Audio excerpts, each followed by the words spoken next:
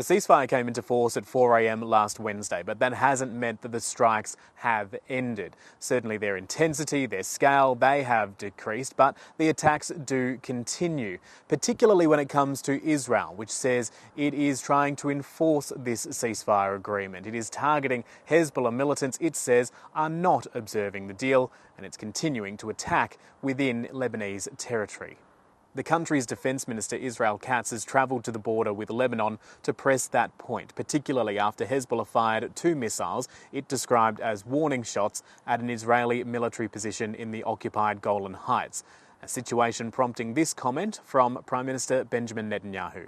We are currently in a ceasefire. I note, a ceasefire, not the end of the war. We have a clear goal to return the residents, to rehabilitate the north. We are enforcing this ceasefire with an iron fist, acting against any violation, minor or serious.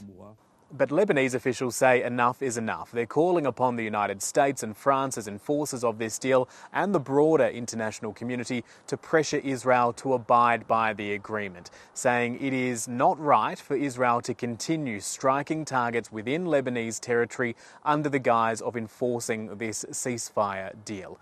The suggestion being that Israel is being held to a far different standard than Hezbollah.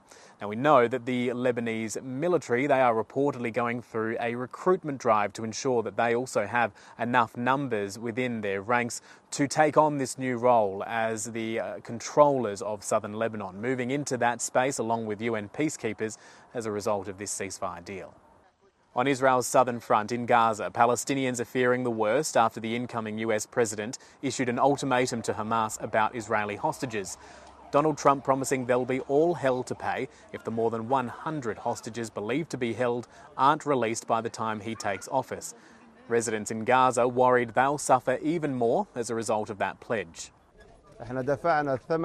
We paid the price with our money, our souls, our children, our lives, our future, and all of our past has been wiped out. And now we are here. You can see how we live. What more does Trump want? Israel's Prime Minister Benjamin Netanyahu, unsurprisingly, welcomed Donald Trump's comments.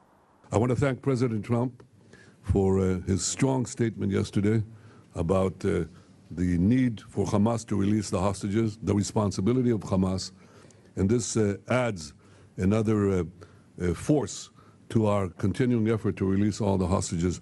Israel would need to approve any ceasefire and hostage deal if that is the route being taken to ensure Israeli hostages are brought back to Israel. And it is believed that only half of that cohort held in Gaza are still alive. All the while, Israeli strikes on Gaza continue. Palestinians saying civilians continue to be caught up in attacks against claimed Hamas targets.